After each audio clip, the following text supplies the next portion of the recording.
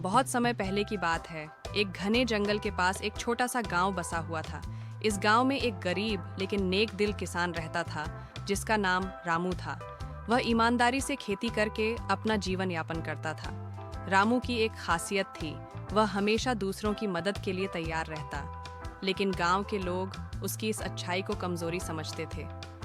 वे अक्सर उसका फायदा उठाने की कोशिश करते, पर रामू कभी किसी से बदले की भावना नहीं रखता। एक दिन गांव में यह खबर फैली कि पास के जंगल में एक महान साधु आए हैं, जो योग और ध्यान में लीन रहते हैं। कहा जाता था कि वे जो भी आशीर्वाद देते, वह अवश्य पूरा होता। यह सुनकर रामू ने सोचा, अगर मुझे भी उनका आशीर्वाद मिल जाए तो शायद मेरा जीवन बदल जाए। अगले दिन सुबह सुबह वह साधु महाराज से मिलने जंगल की ओर चल पड़ा। उसी गांव में एक अमीर व्यापारी भी रहता था, जिसका नाम हरिराम था। वह बहुत लालची और स्वार्थी था। उसे सिर्फ धन संपत्ति से प्रेम था और वह दूसरों को धोखा देकर अधिक से अधिक पैसा कमाने में लगा रहता। जब हरिराम को साधु के बारे में पता चला तो उसने सोचा, अगर यह साधु सच में चमत्कारी हैं, तो क्यों ना मैं इनसे ऐसा वरदान मांग लूं जिससे मेरा धन कई गुना बढ़ जाए। हरिराम भी रामू के पीछे पीछे साधु से मिलने जंगल की ओर निकल पड़ा। रामू जब जंगल पहुंचा तो उसने देखा कि साधु महाराज एक बड़े वृक्ष के नीचे ध्यानमग्न बैठे थे। उनकी आंखें बंद थीं और चेहरे पर गहरी शांति थी। रामू ने हाथ जोड़कर प्रणाम किया और विनम्रता से कहा, गुरुदेव, मैं आपसे आशीर्वाद लेने आया हूँ। मैं गरीब हूँ, पर हमेशा ईमानदारी से जीवन जीता हूँ। बस इतना चाहता हूँ कि मेरा जीवन सुखमय हो जाए और मैं दूसरों की सेवा कर सकूं।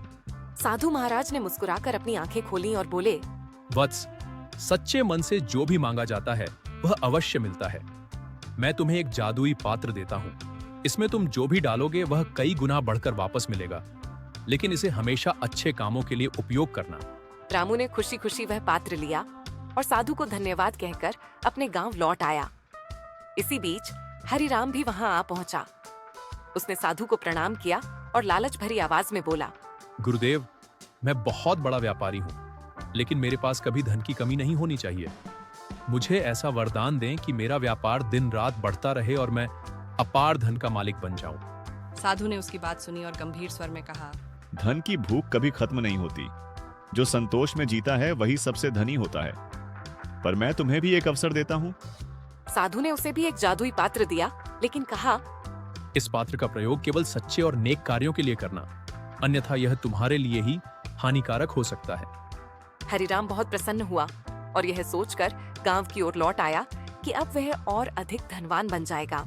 गांव लौटकर रामू ने अपने पात्र की शक्ति आजमाने के लिए उसमें एक मुट्ठी चावल डाला। कुछ ही क्षणों में पात्र चमत्कारिक रूप से चावल से भर गया। रामू ने अपनी आंखों पर विश्वास नहीं किया। उसने पात्र का उपयोग अच्छे कार्यों के लिए किया। वह गरीबों को भोजन देने लगा, जरूरतमंदों की सहायता करने लगा और धीरे धीरे उसकी हालत सुधरने लगी। वहीं दूसरी ओर हरिराम ने लालच में आकर अपने पात्र में सोना डाल दिया। पात्र ने सचमुच सोना कई गुना बढ़ा दिया। ये देखकर वह और अधिक लालची हो गया। अब उसने अपने व्यापार में बेईमानी शुरू कर दी और अधिक से अधिक धन इकट्ठा करने लगा। लेकिन उसे साधु की चेतावनी याद नहीं थी। पात्र का उपयोग केवल अच्छे कार्यों के लिए किया जाना था। लालच का दुष्परिणाम। कुछ महीनों बाद हरिराम को अपने पात्र पर पूरा भरोसा हो गया था। एक दिन उसने सोचा, अगर मैं इस पात्र में अपने पूरे खजाने को डाल दूं, तो मेरा धन अनंत हो जाएगा। यही सोचकर उसने अपने सारे पैसे और सोने चांदी को पात्र में डाल दिया। लेकिन जैसे ही उसने ऐसा किया, पात्र अचानक फूट गया और उसका सारा धन गायब हो गया। हरिराम अवाक रह गया। वह रोने लगा, लेकिन अब कुछ नहीं किया जा सकता था। उसने लालच में आकर खुद को ही धोखा दे दिया था। सच्चे धन की पहचान। जब यह बात गांव में फैली तो सबको समझ आ गया कि सच्चा धन सिर्फ पैसा नहीं, बल्कि संतोष, ईमानदारी और परोपकार भी होता है। रामू ने अपने पात्र का उपयोग करते हुए गांव के हर गरीब की मदद की और जल्द ही गांव समृद्ध और खुशहाल बन गया। हरिराम ने अपनी गलती स्वीकार की और साधु के पास जाकर क्षमा मांगी। साधु ने उसे समझाया, सच्चा धन वह होता है जो दूसरों के काम आए। लालच का कोई अंत नहीं होता। जो व्यक्ति संतोष में जीता है वही सबसे धनवान होता है। हरिराम को अपनी गलती का एहसास हुआ और उसने संकल्प लिया कि अब वह अपने धन का उपयोग अच्छे कार्यों में करेगा। शिक्षा 1. लालच बुरी बला है। 2. सच्चा धन ईमानदारी, परोपकार और संतोष में होता है। 3.